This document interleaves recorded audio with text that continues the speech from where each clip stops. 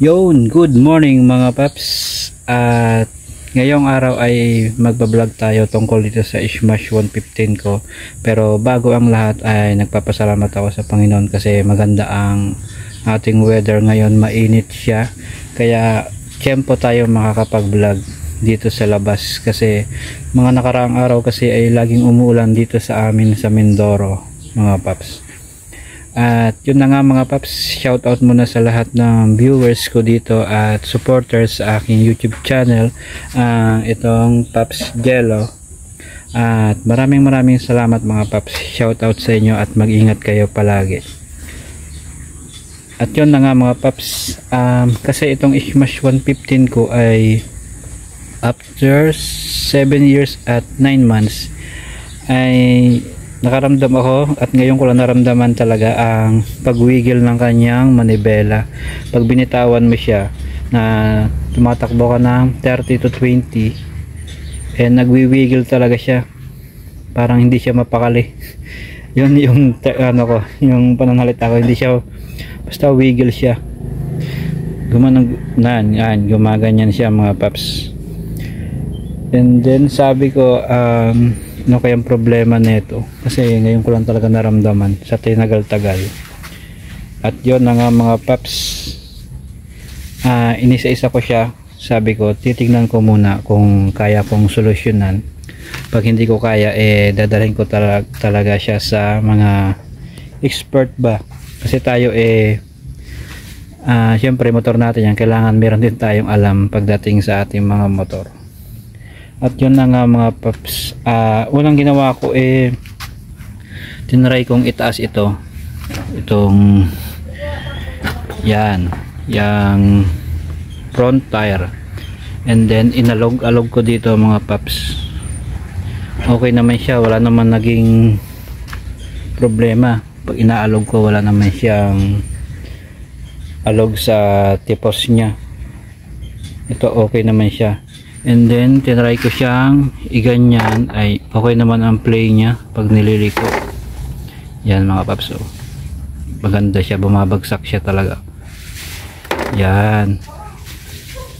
And then mga paps, sabi ko okay naman sa may bearing o sa ball race niya, wala naman naging problema.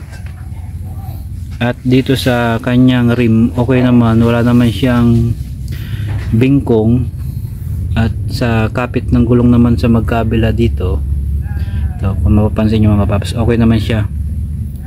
Kuhang-kuha naman niya yung linya. Yan mga paps, magkabila yan.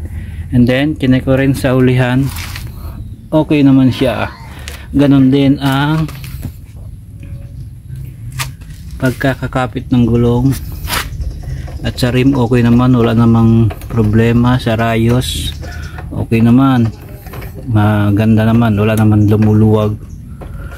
At dito sa kanyang swing arm, hinigpitan ko, maigpit naman siya, wala namang alog itong swing arm ko. Itong shock, maganda naman ang play. At ano pa ba kinay ko, itong dito sa sa ito, kasi minsan yung iba tinitingnan lang do sa ulihan, pero may mga motor talagang ganon na kahit okay naman dito, hindi siya pantay mga paps. Ayan, isa akin naman okay naman siya, wala naman naging problema doon. At yung gulong ko okay naman siya mga paps. Yan, makapal pa siya. Itong aking Maxxis na ito 9080, okay naman siya mga paps, wala namang problema dyan. Sabi ko, saan kaya nagiging problema itong pagwigil niya? At doon na nga pumasok mga paps yung pagpalit ko pala ng pangloob ko dito mga paps sa isang shop, kasi pinalitan ko to ng interior sa loob. At doon ko napansin mga paps na ito palang sobrang hangin ng front tire ko ay doon nagmumula ang kanyang pagwiggle, kasi nung time na pinakabit ko yung interior ay doon sobrang tigas nitong front tire ko. Talagang sobrang tigas, hindi mo siya mapisil. Yun, pindutin mo ng ganun, hindi mo lumulubog yung daliri mo. At doon sabi ko, try ko kayang bawasan ng hangin itong aking front tire.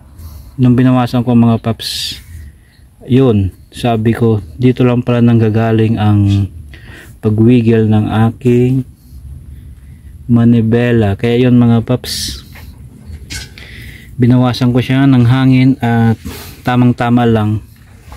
At tinry ko siya mga paps, at yun na nga, nawala ang kanyang wiggle. Sabi ko, isa rin pala yun sa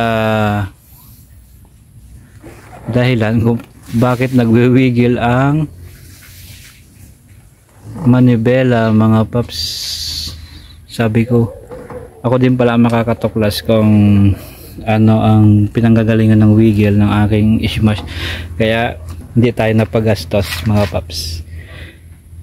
Isa rin pala sa dahilan talaga yon na kung bakit nagwi-wiggle ang ating manibela. At ngayon paps ay okay na siya, wala nang problema, back to normal na ang aking smash 115.